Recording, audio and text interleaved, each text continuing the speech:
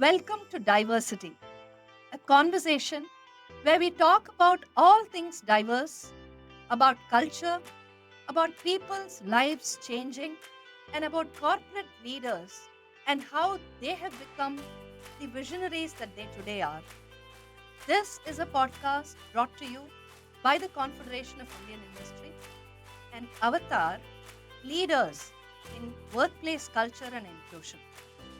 I am thrilled to have with me here today Mr. Ramesh Ramadurai, Managing Director, 3M India, and Executive Director, and someone that I have known for a very, very long time and always wondered about his career. Now, we have him here on the hot seat today, and we are going to make sure that he answers a bunch of questions about his career, his tenure at 3M, and everything about culture, people, and all the work that he does.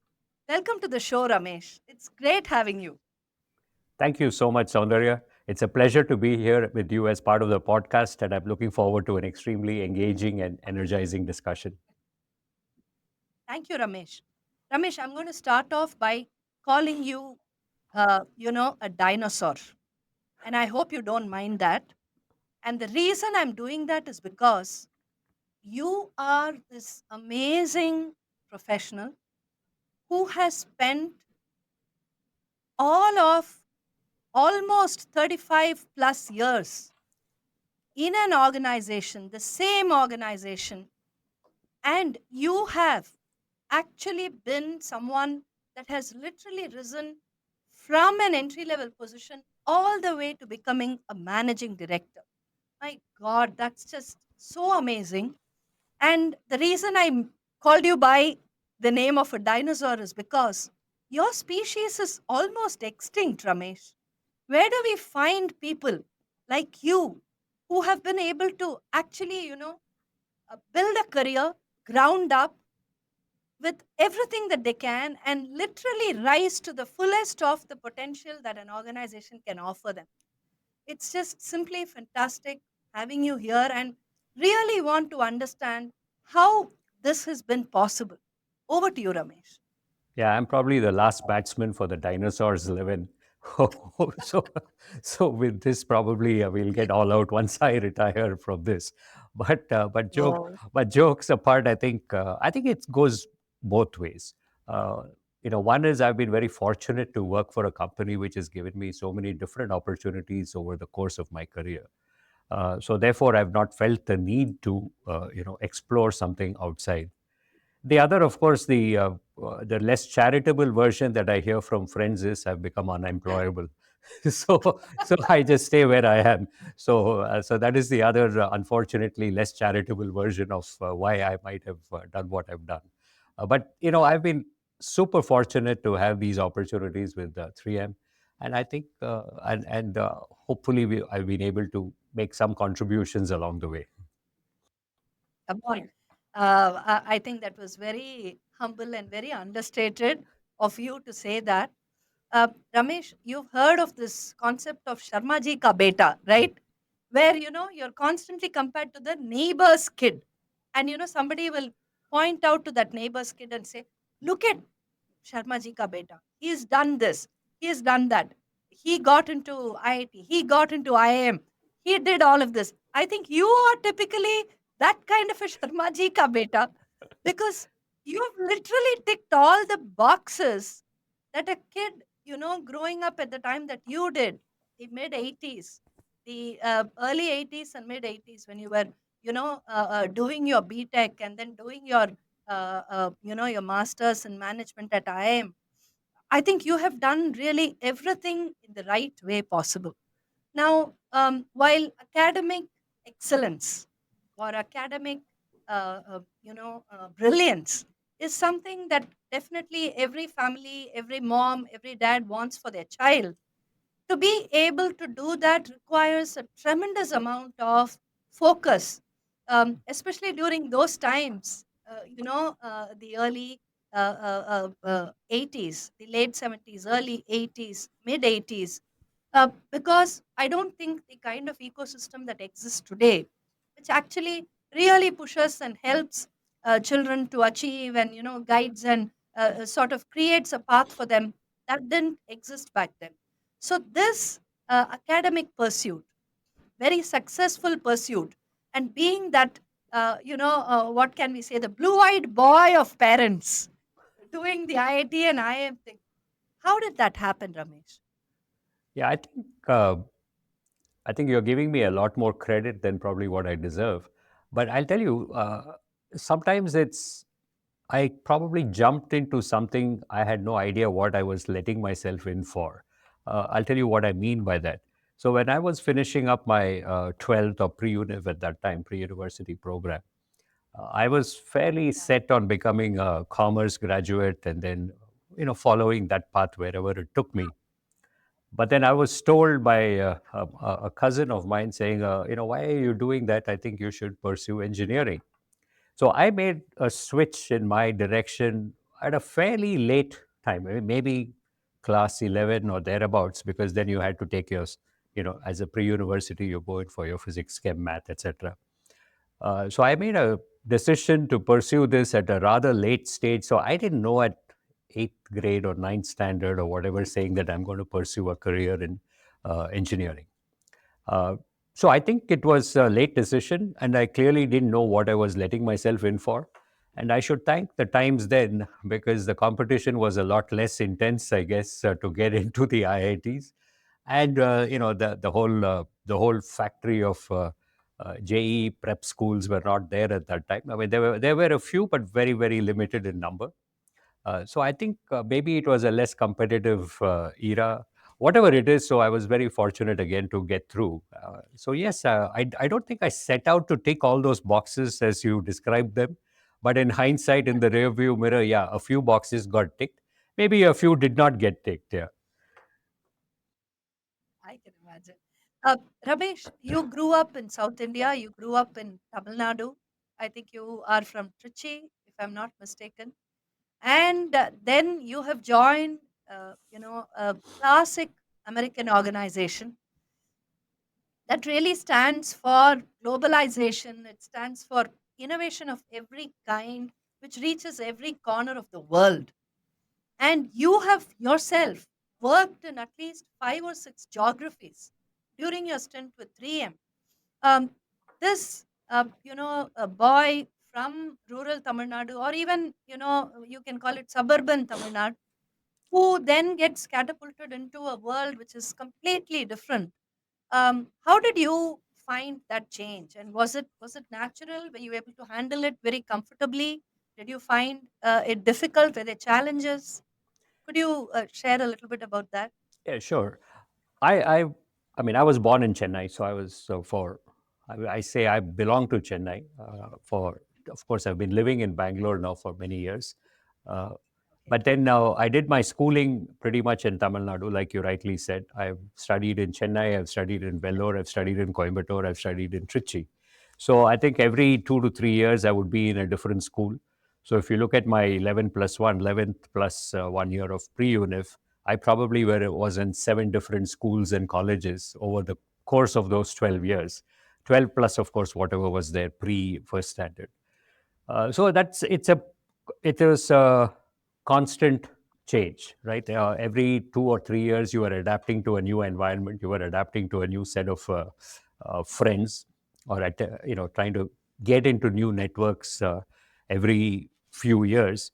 So I guess at that time, obviously, you had never really thought about it. You went with the flow. You tried to make it have work, and that's about it. You went on with your business.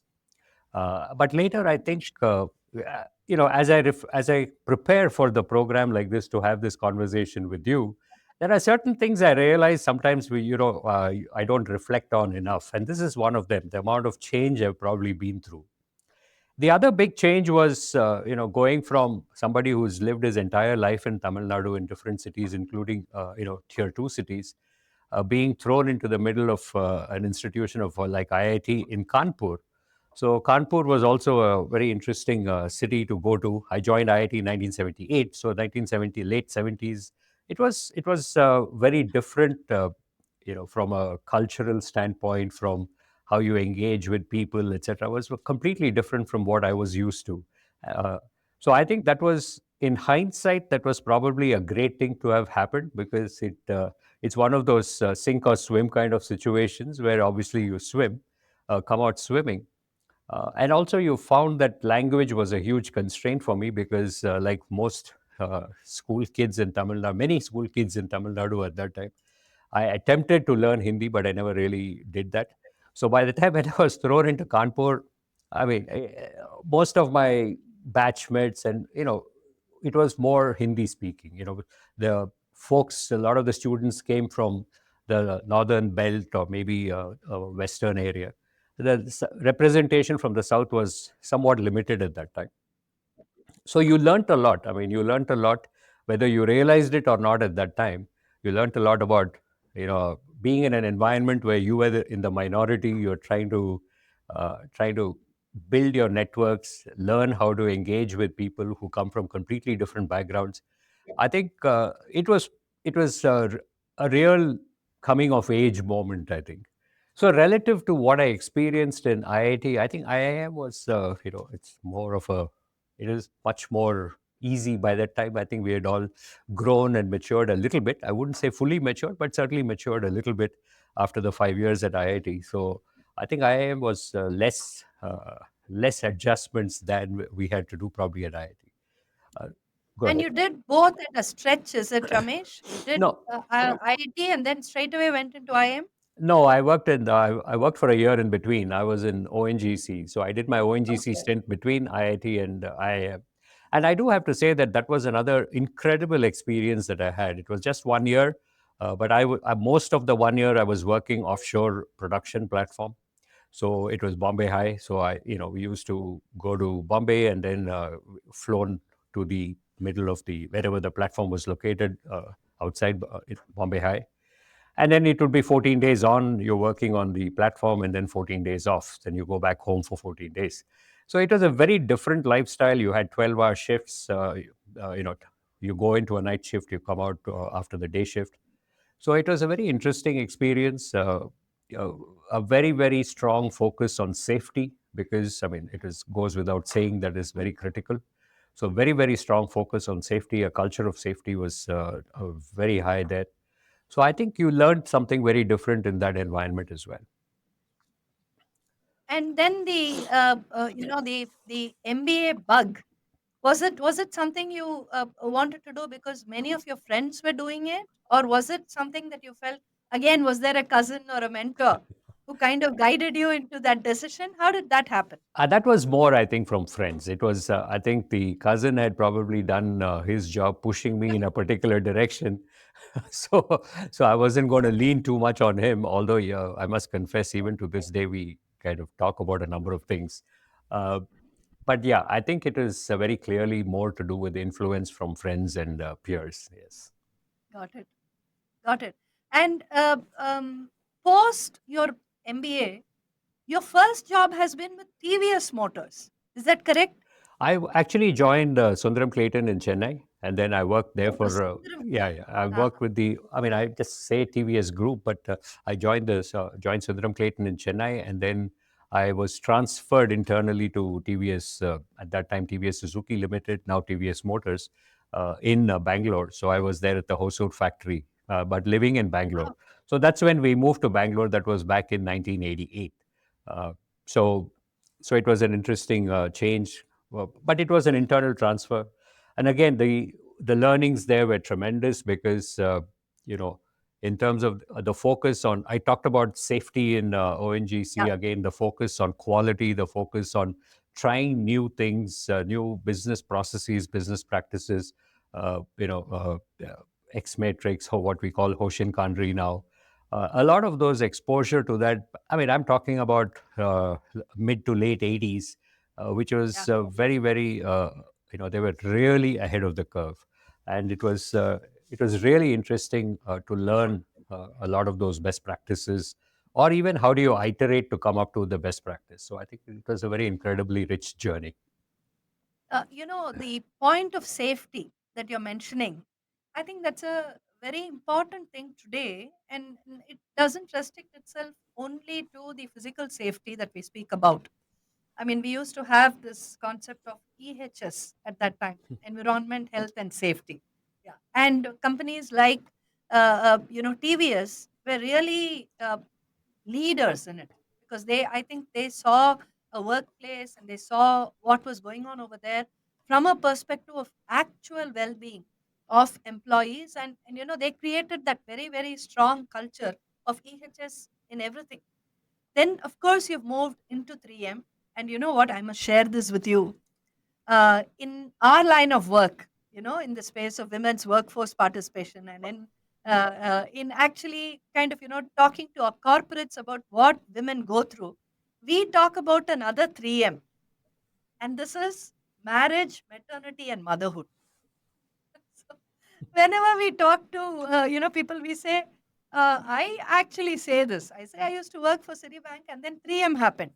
And then people will be very curious to know if I quit City and join 3M. And then I'll tell no, marriage, maternity, and motherhood.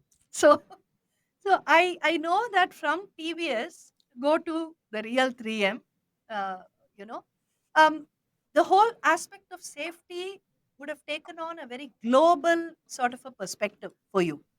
And in this, if we were to look at psychological safety, which today I think has received the very right kind of attention that it requires.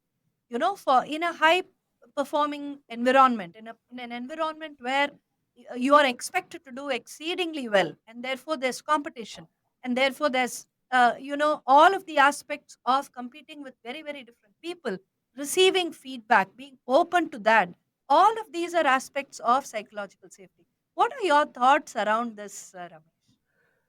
You raise an extremely interesting and important point. I think I, my headline is going to be we have a lot to do, okay, on psychological safety, and I'll tell you why I think so. I'll go back to your first comment about EHS, health and safety. So anytime you start a business review or a review of factory operations, the first thing you always review is what's the health and safety scorecard? Have there been injuries, recordable injuries? Have there been any other reportable incidents, et cetera, et cetera? So that is almost de rigueur in most companies. You start with your health and safety scorecard. You talk about in a broader context like 3M, in company town halls, connections, forums, etc. There is a lot of emphasis on ethics and compliance. We talk a lot, tone at the top, ethics and compliance. What's the right way of doing business? What's the code of conduct? And the fact that there are no, certain things are absolutely non-negotiable, and there's a constantly we. I don't want to use the word teach, but almost like reinforce it during the course of the year. However, psychological safety, I think, has some ways to go to attain this level of tone at the top. We talk about it, but we talk about it in very distributed and fragmented manner in small team meetings, etc. But do we have the same, undiluted, strong focus as we do with, measuring a health and safety scorecard for factories, or talking about ethics and compliance at the company level, the code of conduct? We don't. My personal view is we don't do that, and we could do more. Uh, and I think the issue is we can start by doing, what we call tone at the top. I think we can do more of that, talking about psychological safety, because I absolutely agree with you, and it's so critical for people to feel safe, people to contribute, and people to be in an environment which is positive and vibrant.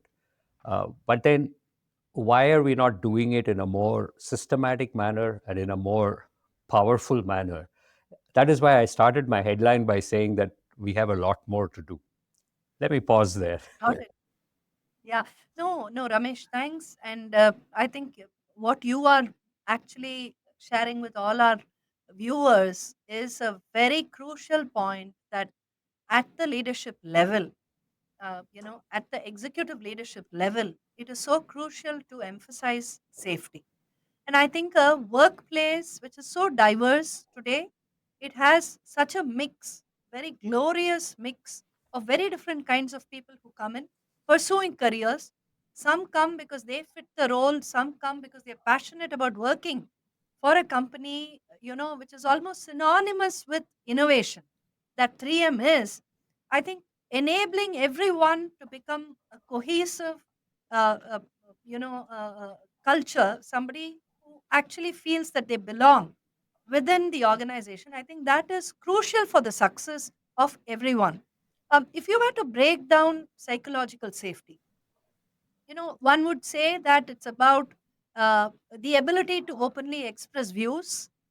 It's about knowing that if you were to say something to your manager or your leader, then that is taken in the right spirit, and that you are actually coached as to how feedback must be given and received. And all of this put together create that aspect of psychological safety. So at 3M, how does this actually sort of break down on a day to day level, Ramesh, at 3M? So there are many ways we do this, but maybe I can share a personal example, couple of examples of Yes, what please. I've been through. This was during my time in the Philippines. I was there in the 3M Philippines as the managing director. I, discussing with our teams, I generally have a habit of, rolling up my sleeves and getting into the problem a little bit. I mean, if there is an issue or problem, or you're discussing, go to market strategies or whatever. So I like to get fully engaged, ask questions, and in the spirit of learning, not in the spirit of reviewing. Okay, but that spirit of learning and also therefore making contributing something back, that was in my mind, but I don't think it was received the same way by folks on the other side, because they thought I was being critical. And sometimes have a tendency to ask these rapid fire questions, so which means that. And then what it struck me was, even though they're very fluent in English, some of them literally went through a translation process. They hear me ask the question in English, then they go through a quick translation in Tagalog, and then I didn't realize this. Someone came and told me about it. They said, "Look, you Ramesh, you might think that we don't think in English. We may be fluent to speak, but that's more social conversations. Okay, not all of us think in English, so we go through this process of translation." And so when you keep asking us questions at this pace, we get we get psyched, to be colloquial about it. And Absolutely. then yeah, and then we said, okay, let's all sit down and talk about it. Okay, that to me, that was a eye-opening moment, and I was deeply appreciative of the fact that somebody had the courage to come and tell me that, look, I don't think you're aware of it, it's your blind spot. Okay, and eventually that goes to psychological safety as well. The same thing happened when I was living prior to coming back to India in 2019. I was living in Shanghai for 5 years, having a responsibility for Asia Pacific for one of our businesses. So it used to be similar situations when I traveled in Japan or Korea. I had to Hmm. remind myself, I'm the minority there. Okay, I am the minority who cannot speak Japanese or Korean. And then I'm working with teams. I'm trying to influence teams, and sometimes they report it to you. Sometimes you work through influence, and as in a matrix organization. So then you realize that you also have to. I have to change. I have to review the way I conduct myself. I engage with them. I ask them questions. So I think earning their trust when you're working with such diverse teams, it doesn't matter whether you're the Yeah. boss or their, you have a influencing role with them. At the end of the day, you have to earn their trust, especially when you work in multicultural situations. The point is, why do we assume? We all assume as Indians we are not diverse. I mean, there is so much diversity within the country. It amazed me that I had to go to a Philippines or a Japan or a Korea, of course China, to be reminded that you have to be how do you be sensitive to the cultural differences, language differences. I mean, the same thing applies here very much. When you have people, like you rightly said, people come from different backgrounds, they speak different languages as mother tongues. Uh, are we as sensitive here in our own country, in our own operations, as we would be when you're working cross border? Absolutely. Oh, you said that so very well. And as you were speaking, I also had this other thought in my mind.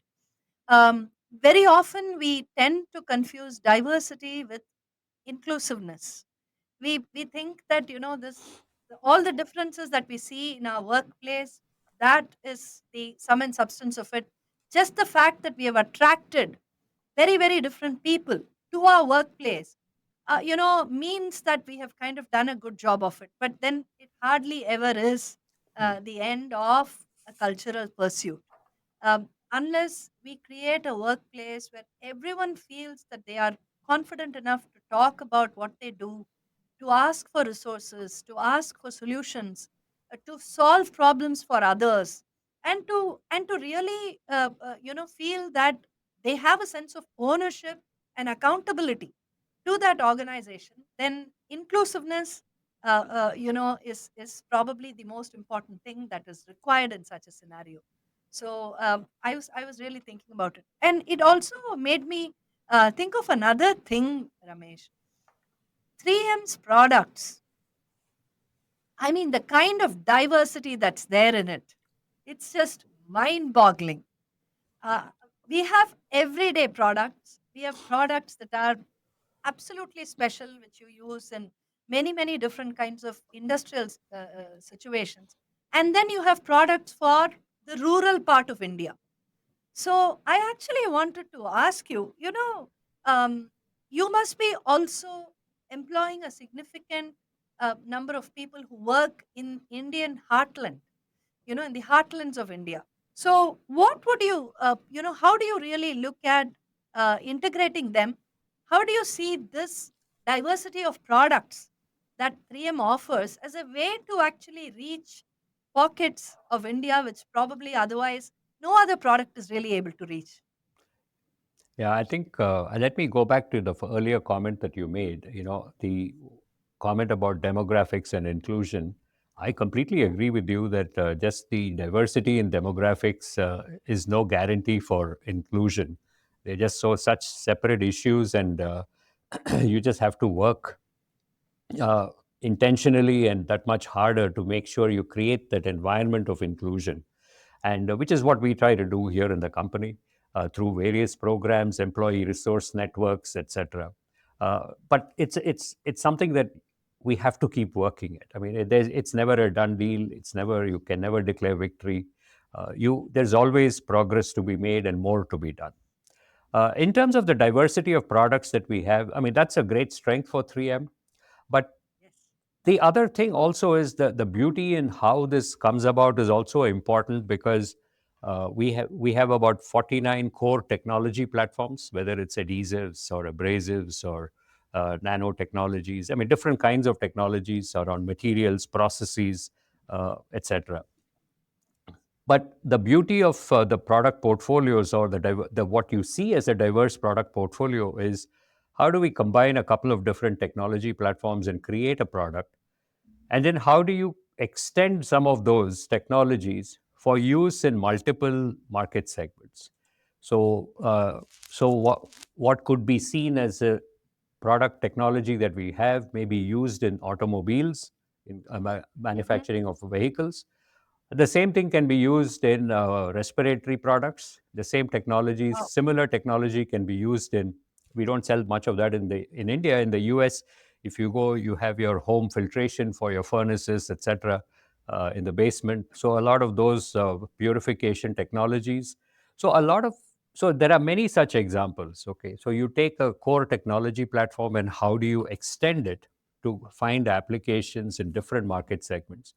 So, what that means is with about 49 different technologies and the way you combine them and the way you extend them to different markets, whether it's consumer, industrial, automotive, electronics, etc., you create a very broad portfolio of products, which you see as a diversity, which is not unlike what we see, amongst people. Yes, you mix and match, and then there's just so much of diversity there, along different demographic vectors you can talk about. There is more diversity. So I think that's something we do. And to the point about what are we doing in the heartland, I think our business is it's got a lot of opportunity to grow in the rural segments. I think we are still a relatively urban to semi-urban focused business for a lot of our product portfolios today and the markets that we serve. So I think there is an opportunity for us to do a lot more in the truly rural segments of the country and the markets that we serve. So I think that's something we are looking at, and we'll have to probably extend that as we go along. Thank you. This has been such a fun, such a fantastic conversation, Ramesh, and with so many insights for a wide range of our audience. So We are now, sorry, go ahead. I was going to interrupt you and just say that, hey, you've been firing these questions at me, and I can't lose the opportunity to, I'm here with such a well-known personality. You've been the author of a couple of books. So I was always intrigued by the book that you wrote, Conversations with a Career Doctor. I love the way you phrased it. You titled the book. I'm curious to learn from you. What are the kinds of themes that you come across most frequently and commonly when you? I mean, I know you work with a lot of women for the, especially for their second careers and so on, return to work. So, in conversations with a career doctor, what are the most common themes that you have encountered? Oh, thank you for that question, Ramesh. And, conversations with a career doctor uh, is really the sum and substance of uh, a great part of my professional life. A lot of women who have interacted with us, they have shared their stories. They have like literally told us everything that was going on in their life, which led them to either a career fork or the fact that they chose to off ramp, just step off the career track. Many different things, and it could be something very small, tiny, insignificant. Now you think about it, but at that point of time, that problem took on this ginormous proportion, which then made her want to say that no, I can't deal with all of this and I'm quitting.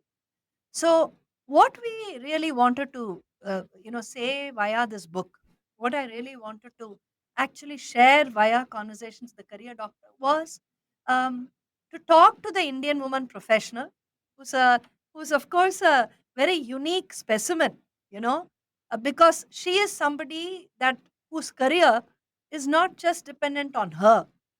Her career involves everybody. It involves her family, it involves children, it involves extended family. It involves a whole bunch of things that go together, that come together to actually make her be who she is at work. And I think that complexity is something which has not changed over the years, Ramesh. It has not changed over the generations. In fact, I would say it has only gotten more complex today. So when I wrote this book, which was last year actually, I was really looking for answers to many of the questions that women of younger generations were throwing at me. So while we began this work in the year 2000, and we are going to complete our silver jubilee end of this year, uh, we kind of started with the belief that women who take a break in career, their returning into the workplace is a question of a skill match, a mindset match, and a culture match with the organization. But we realized it's not so simple. The whole conversation around work life integration, for instance, that is something which today has taken on a very different hue. Today, women are actually finding it so difficult to integrate work and life despite technology being such a big enabler. And this wasn't even the case, back when I took the break myself. So it really made us, think long and deep on what should we tell these women. Should we actually tell them, pursue your career at any cost? Or should we tell them, this is a way in which you can do it, and here are some solutions or some suggestions? And that's the route, I have taken in Conversations with the Career Doctor. So we have taken these 26 stories, Yeah. and in each story, there is a central figure. There's a woman, and she is the primary character over there. But it's not just about her. There are other women too who feature in each of those stories. And every single one of these women, and I think we would have covered at least about 200 of them during the course of the entire book, they're all real life characters. They're all real people who have interacted with us, came to us for counseling, came to us for clarity with regard to what to do in their careers, also asked us, to place them in organizations. And we took these stories, we created, this 26 chapters of, in fact, the original title for Conversations with the Career Doctor was 26 Conversations with the Career Doctor. Wow. And we thought we could, actually share what did these women do finally. I mean, what you have Correct. done there is excellent, and I can relate to a number of the things that you said, because not just through in our own family, plus friends who've gone through these situations, and it's incredible. I mean, some of them pivot to different careers, so second different Yeah, careers which are very different from what they might have pursued before the break. absolutely. That's again goes back to privilege. Do you have the ability and the freedom to do that? With enough of a kind of, even if something didn't work out, you have a safety net. Yeah, yeah. It's a very complicated topic, and thank you so much for Absolutely. sharing it. Yeah. No, no, thank you so much. And we are here at the rapid fire round. Oh, So, the first question: what's the biggest challenge you ever faced as a leader? gaining the trust of the diverse teams that I work with. It's not very intuitive, especially when I was working with teams in different countries. How do I gain the trust of those employees? Because, I mean, what's in it for them? They probably think Yes. I'll be in that role for 3 years or 4 years and move on. But how am I going to help them? What's in it for them? How am I going to help them improve their results, business results, or whatever priorities we were working on?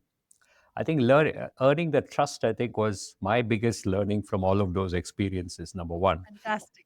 And number two is, I should say that, look, when I look back now, as a dinosaur, I won't let you forget that. as a, Sorry, Ramesh, come on. no, no, no. As a dinosaur, when I look back, you know, I don't think there have been any challenges they might have seemed big at that point in time, but now, when I look back with the benefit of time, I mean, they were all relatively minor ones. I mean, yes, we all go Yeah. through being in situations we did enjoy, or a couple of bosses we probably wish were a little different, but they were not career threatening or mental health impacting type of challenges. So I think Oh, I've been quite fortunate, but I also want to let your viewers know that some of these things may seem absolutely severe in the heat of the moment, but when you reflect back, you realize that, look, in the larger scheme of things, it's a minor pinprick. fantastic. Thank you. That's really, really useful. Thank you. Next question. How do you unwind after a challenging day? Oh, What do you do? mine is very easy. I love to go be outdoors. I love to go for a walk. I love to spend some time in the gym. I just try to keep it to 4 days a week if I can, if I'm not traveling, etc. What I don't do very well is when I'm traveling. I mean, I know people who are extremely methodical about it, even when they travel, but I'm a little less methodical when I travel. So, but when I'm in Bangalore, I try to make sure I'm out there in the evening, either a walk or go to the gym or both. Super. Um, Final question. The best piece of advice that you have ever received. This one, I've said this before in other forums. This is the best piece of advice, and also the one which I did not listen to. Is Oh, yeah, yeah. It's a two in one.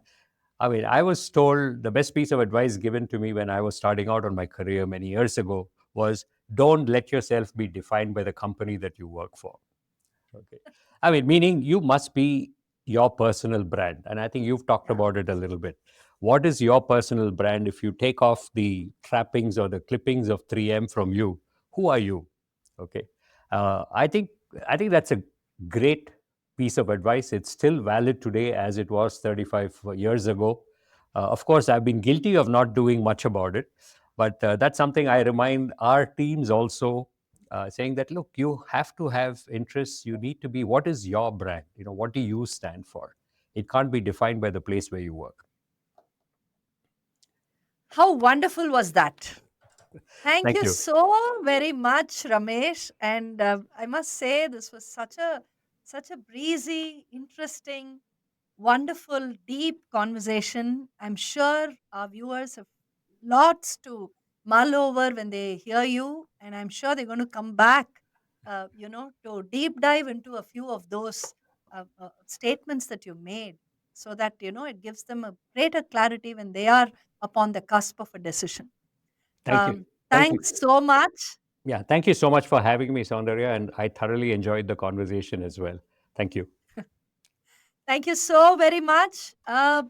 Viewers, this was yet another episode of Diversity, brought to you by the Confederation of Indian Industry and Avatar Leaders in Workplace Culture and Inclusion. We had a fabulous conversation with Mr. Ramesh Ramadurai, Managing Director of 3M India and Executive Director, and someone who actually gave us so much to think about. Stay tuned for more episodes like this where we talk to more leaders. Thank you.